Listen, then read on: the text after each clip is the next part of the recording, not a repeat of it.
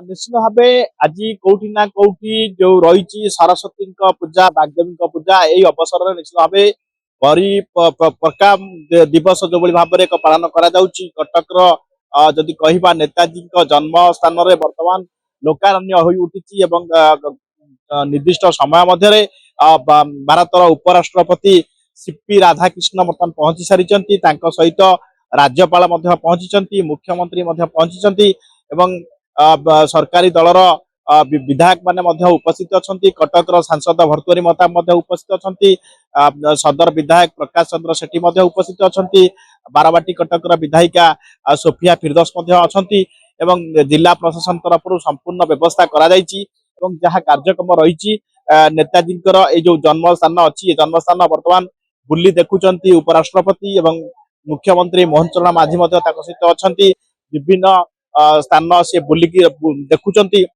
जदि कहवा एक प्रकार कमिशनरेट पुलिस पक्षर कड़ा सुरक्षा व्यवस्था ग्रहण कर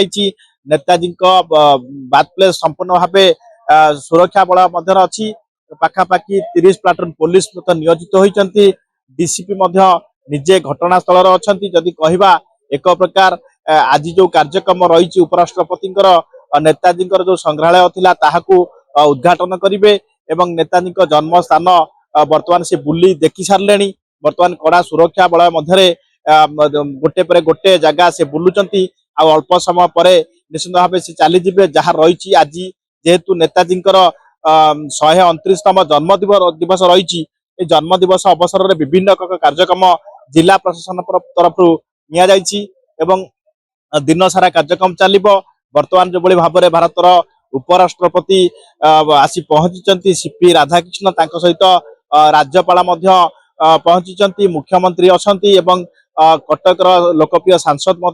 भर्तुहरी महताब अच्छा समस्ते बर्तमान नेताजी जन्मस्थली भितर पशिंट गोटे गोटे जगह से बुलिक देखुं जहाँ रही सूचना लोक संपर्क विभाग तरफ